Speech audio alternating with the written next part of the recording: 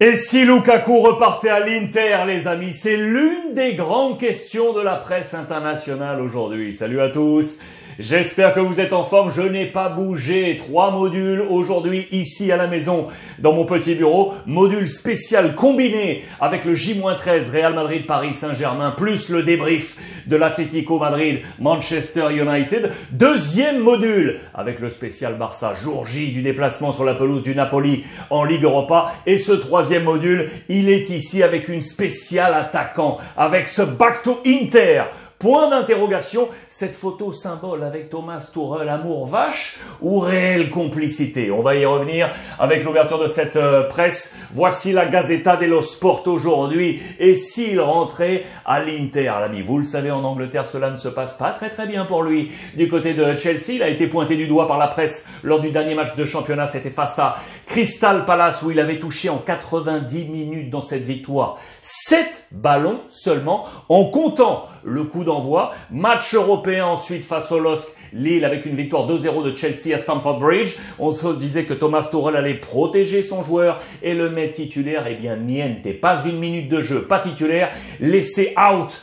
Lukaku, raison à Thomas Tuchel avec une victoire. La presse a apprécié le plan tactique de Thomas Tuchel et du coup, c'était sûr. Au lendemain, voilà ce qui se passe. Question à la une en Italie. Et s'il rentrait à l'Inter? Parce qu'il y a quelques semaines, souvenez-vous, il avait manifesté éventuellement cette idée. Puis un entretien officiel sur les médias officiels de Chelsea pour dire, écoutez, c'était une phrase d'il y a plusieurs temps. C'était une phrase pour les médias italiens. J'ai parlé de mon amour pour l'Italie, bien évidemment, mais je suis bien à Chelsea. Bon. Ceci étant, ce qui est certain, c'est qu'il pourrait se passer un peu de rififi. Faisons le point sur cette superbe double page.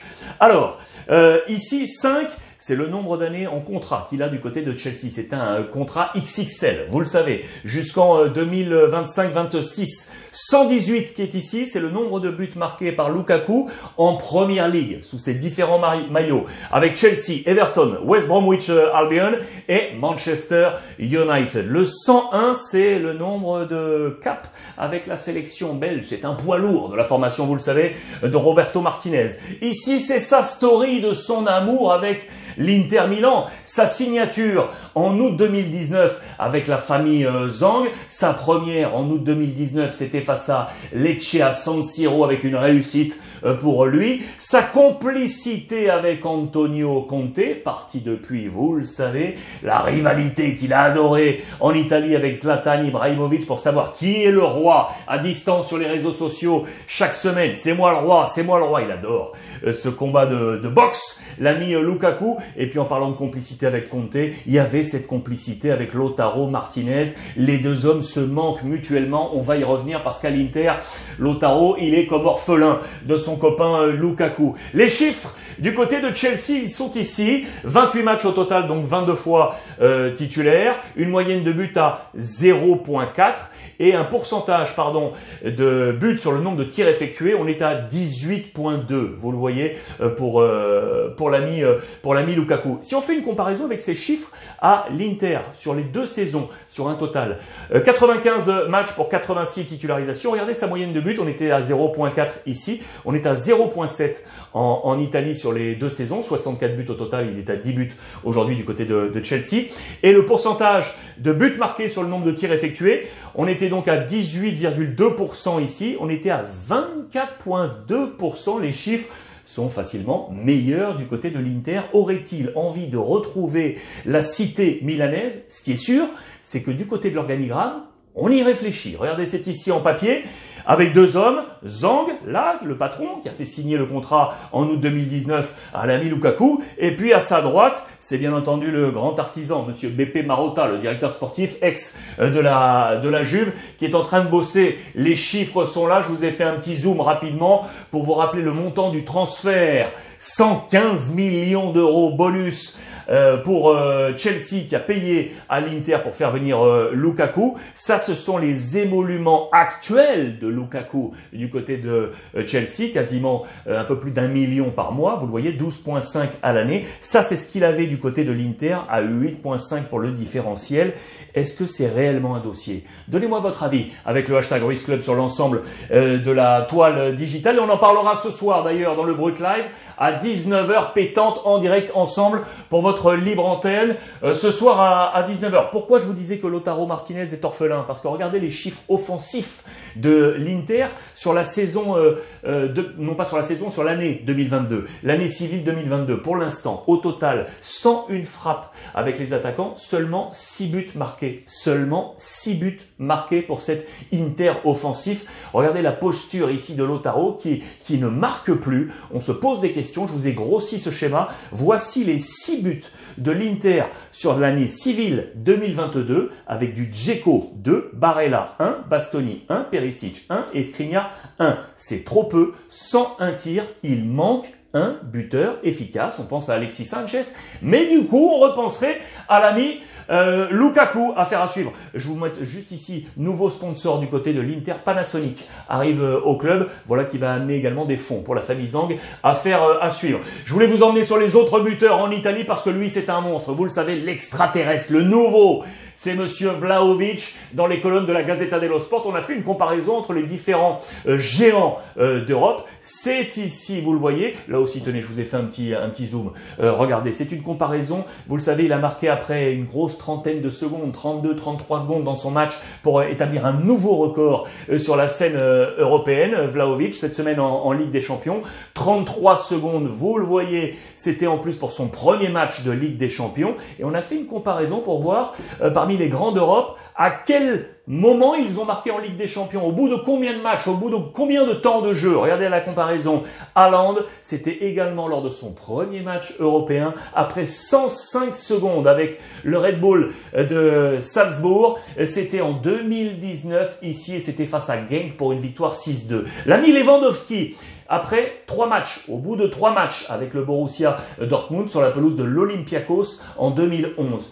Mbappé, Kylian Mbappé avec le maillot de l'AS Monaco. Au bout de 4 matchs sur la pelouse de Manchester City, on se souvient de ce match de fou, 5-3, c'était en 2017. L'ami Léo Messi, c'était après 5 matchs. On remonte à 2005, victoire du Barça 5-0 face au Panathinaikos. Et la comparaison avec Cristiano Ronaldo au bout de 27 matchs. 27 matchs pour Cristiano Ronaldo. Manchester United face à l'AS Roma, 7-1. On était en 2007. C'est vraiment du lourd, du très très lourd pour l'ami Vlahovic, peut-être l'un des futurs grands d'Europe. Affaire à suivre pour lui. Ce qui est sûr, c'est que Max Allegri cherche à bonifier au maximum le capital de l'ami Vlahovic. Regardez, c'est un très bon petit papier. On a fait une comparaison avec des chiffres ici clés sur son rendement dans le match face à Villarreal. Vous savez qu'Allegri avait utilisé un nouveau schéma tactique inédit en 3-5-2 avec Vlahovic à la pointe de l'attaque. Tenez, là aussi je vais vous zoomer ça pour vous montrer. Voilà qui est fait. Ça c'était le schéma avec cette fin ici et ce 2. Il y avait 2 latéraux très très hauts et 3 centraux derrière Vlahovic. Et on nous dit que peut-être que pour aller optimiser son travail, il manque peut-être quelqu'un ici, dans cette zone intermédiaire. Vous le voyez. Ça, ce sont les ballons touchés par Vlahovic face à Villarreal. Qu'est-ce qu'on y voit? Qu'il y a beaucoup de ballons touchés loin de la surface de réparation, loin de la zone danger. Et donc ici, peut-être qu'il manque quelqu'un pour faire que Vlahovic reste davantage dans cette zone, éventuellement. Vous le voyez. Et qu'est-ce qu'on se dit? On a un homme à la Juve pour faire ça. L'ami Dybala, regardez. Et si on positionnait Dybala ici pour permettre une association rapide avec le père Vlahovic. Ici, c'est Morata. J'adore ces petits schémas, c'est toujours pédagogique, ça nous fait avancer également dans la lecture de ce football, presse italienne signée aujourd'hui. Et puis pour terminer, je vous emmène également à Milan. Juste avant, ça c'était très intéressant. Quel sera le futur milieu de la Juventus de Turin? Dans ce schéma d'ailleurs de Max Allegri. Pourquoi je vous dis ça? Parce que vous le savez, McKennie s'est blessé au niveau de la cheville. Il en a pour de longues semaines, plus de McKennie. Mais on a le petit nouveau, le petit Zakaria qui est arrivé du Borussia Mönchengladbach. Très très bon. Il y a d'autres options, mais on est en difficulté. Locatelli, lui, joue quasiment tout. 34 matchs joués, toutes compétitions confondues. On s'interroge également sur la capacité de but marqué du milieu de terrain. Vous le savez, avec un homme symbole, c'est Adrien Rabiot, qui est à une bulle pour l'instant. Aucun but pour lui. 4 buts pour McKennie, 3 pour Locatelli, 2 pour l'ancien de la Juve, Kulusevski, qui est parti, et 1 pour Zakaria et Bernardeschi. On ne marque pas assez sur la zone milieu du côté de la Juve. On a Arthur qui est en mode fantomas. On s'interroge là aussi sur ce transfert et un éventuel départ au terme de cette saison. Le milieu de terrain qui frappe le plus, c'est Bernardeschi.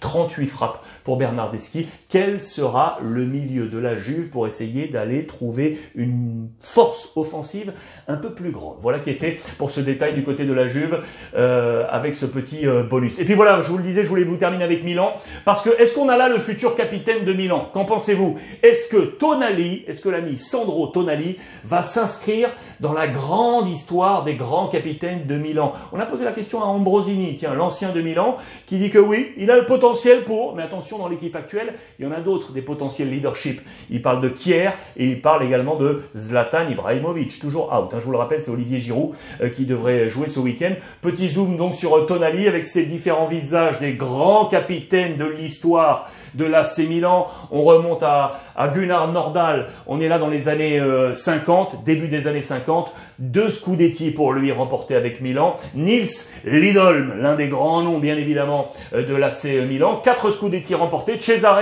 Maldini, le père Maldini, 4 Scudetti pour lui à la fin des années 50 plus années 60. On remonte avec des images en couleur. Gianni Rivera, 3 Scudetti dans la fin des années 70. Le grand Franco Baresi, bien évidemment, avec pour lui 6 Scudetti. On est dans les années plus proches et notamment 90. Et puis le géant Paolo Maldini, 27 trophées pour le grand capitaine de l'AC Milan. Que fera l'ami Tonali? C'est un possible futur capitaine et peut-être grand de l'AC Milan. Voilà pour toutes ces informations de Serie A avec notamment donc cette question. Est-ce que Lukaku va retourner du côté de l'Inter? On verra ça dans les prochaines semaines. Ce soir, 19h, Brut Live. N'oubliez pas, on est en mode visioconférence ensemble pour parler ballon 1 heure durant, 19-20h et c'est en direct. Je vous embrasse. Différents modules sur Facebook, YouTube, vous le savez, plus podcast. Et on se dit à ce soir 19h. Je vous embrasse. Profitez des vôtres.